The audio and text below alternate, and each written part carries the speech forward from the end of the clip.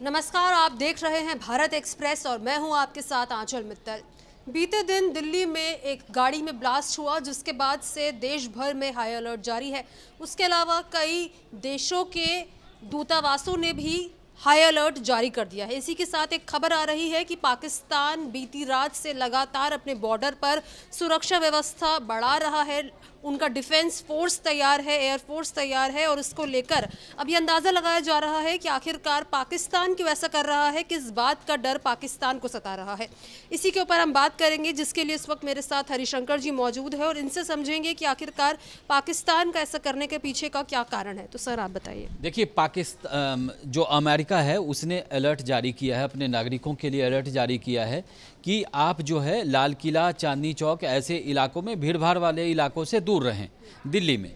उसके बाद ब्रिटेन ने कहा, अलर्ट में कहा है, अपने नागरिकों के लिए जो जारी किया है उसमें कहा है कि सीमा से जो 10 किलोमीटर के अंदर और आसपास का जो इलाका है वहाँ से दूरी बनाए रखें। दूसरी बात है कि पाकिस्तान को अब ऑपरेशन सिंदूर का फिर से डर सताने लगा है। इससे पहले हमारे रक्षा मंत्री भी क्लियर कर चुके हैं कि ऑपरेशन सिंदूर अभी बंद नहीं हुआ है। अगर देश पर किसी भी तरीके का आतंकवादी हमला होता है तो फिर ऑपरेशन सिंदूर जो है उसको ओपन रखा गया है। तो उसी का डर अब पाकिस्तान को सताने लगा है और राजस्थान सीमा से लगे जो आसपास के इलाके हैं जो पाकिस्तान में पड़ते हैं, वहाँ पर पाकिस्तानी जो एयरफोर्स है उसने गश्त लगानी शुरू कर दी है। उनकी सेना अलर्ट है। लेकिन सबसे बड़ी बात है कि भारत में अभी कंफर्म नहीं हुआ है कि ये आतंकवादी हमला है। ब्लास्ट तो है, उससे इनकार नहीं है, लेकिन ये आतंकवादी हमला है कि नहीं है यह अभी जांच का विषय है। सुरक्षा एजेंसियां अभी बताएंगी। लेकिन पाकिस्तान को डर है कि अगर उनका हाथ इसमें गलती से आ गया जांच में, अगर उनकी उसमें वो शामिल पाए गए तो फिर भारत छोड़ेगा नहीं। इसीलिए पाकिस्तान में अलर्ट है। कहा जा रहा है कि बीते रात जो है देर शाम में उन्होंने बैठक की थी। आईएसआई के अधिकारी थे और भी पाकिस्तान के कई अधिकारी उसमें शामिल थे, सेना के भी लोग थे और सब में आपस में सुरक्षा को लेकर के बैठक हुई।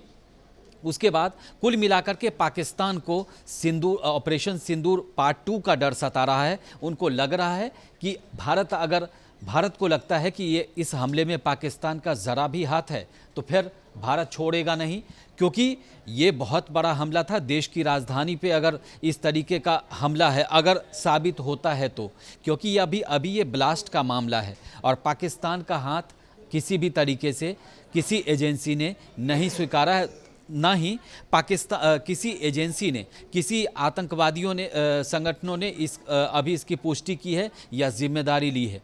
तो कुल मिलाकर के अभी जांच का विषय है और ब्लास्ट है, उसके आगे बहुत ज़्यादा समझने की ज़रूरत नहीं है।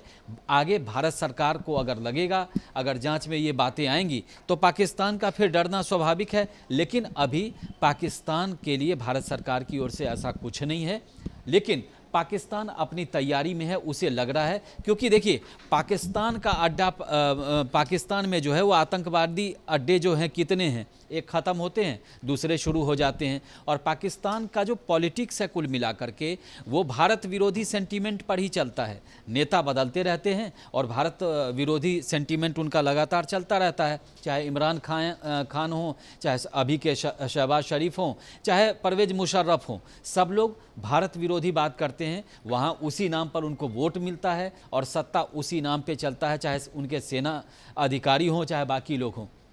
तो कुल मिलाकर के कहें तो पाकिस्तान के लिए डरने की ज़रूरत तब है जब उनका हाथ इसमें शामिल होगा और ये आतंकवादी हमला माना जाएगा। अभी फ़िलहाल ये ब्लास्ट का मामला है और तमाम एजेंसियां जो हैं अभी जांच में जुटी हुई है। लेकिन पाकिस्तान का डर स्वाभाविक है, क्योंकि वो पिछले हमले को अभी भूल नहीं पाया है। अभी पिछले हमले का दर्द उसने जितना झेला है, आतंकवादी गतिविधि अपने देश में फैला के, उसको अब फिर से डर सता रहा है। लेकिन भारत की ओर से अभी ऐसा कुछ नहीं है। ये जांच का विषय है और जांच भी चल रही है। सर, सोशल मीडिया पर पाकिस्तान के नागरिकों के कई इस तरह के कमेंट्स आ रहे हैं कि ये ब्लास्ट खुद भारत ने करवाया है और हमारे ऊपर कहीं ना कहीं ये एक टारगेट करने की एक साजिश है कि भारत खुद अपने ऊपर अटैक करवाता है और फिर पाकिस्तान के ऊपर हमला करता है, जिसमें भारत की तरफ से पाकिस्तान को लेकर अभी इस हमले में कुछ बात ही नहीं की गई है, जांच चल रही है।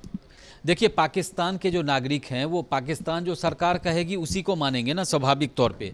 तो वो जो सरकार के किसी एजेंसी ने कहा होगा, चाहे किसी वहाँ के मीडिया में, चाहे अखबार में कोई खबर छपी होगी, तो वो उसी को मान लेते हैं और उसी पर चलने लगते हैं। उनको क्या मालूम कि पाकिस्तान में जो है जो आतंकवादी हैं वो समाज सेवी माने जाते हैं। हाफिज सईद हों चाहे और जितने भी आतंकवादी हैं, सबका बड़ा मान प्रतिष्ठा है उनके लिए। बहुत सारे लोग पीछे पीछे होते हैं उनके। तो आप समझ लीजिए, जहाँ पर आतंकवादियों का सम्मान होता हो, हाफिज सईद और इतने बड़े, और कुल मिलाकर के दुनिया का जो सबसे बड़ा आतंकवादी था वो कहाँ मिला? तो पाकिस्तान में मिला। हम बात ओसामा बिन लादेन की कर रहे हैं, तो पाकिस्तान तो पहले भी कह रहा था कि हमारे यहाँ ऐसा कुछ नहीं, हम तो खुद ही विक्टिम हैं।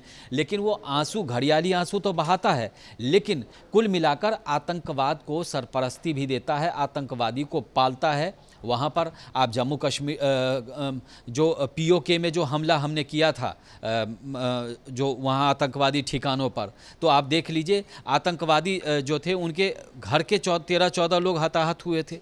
तो कुल मिलाकर के है कि पाकिस्तान चाहे जो भी बात करे, लेकिन आतंकवाद से उसका पुराना नाता रहा है, आतंकवादियों को पालता है। चाहे वो जम्मू कश्मीर में जो है इस तरह की गतिविधियों में शामिल रहता है, या फिर किसी और देश में भी अगर उस तरीके की ज़रूरत पड़ती है तो वो आतंकवादी सप्लाई कर देता है।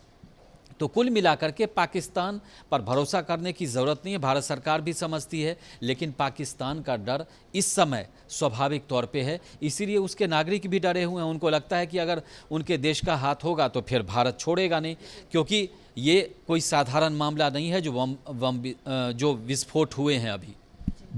तो दिल्ली में अटैक हुआ, लेकिन डर पाकिस्तान में नजर आ रहा है। बीती रात से लगातार वहां पर सुरक्षा व्यवस्था बढ़ाई जा रही है। अब इस पूरे मामले को लेकर आपकी क्या राय है, कमेंट बॉक्स में ज़रूर शेयर करें।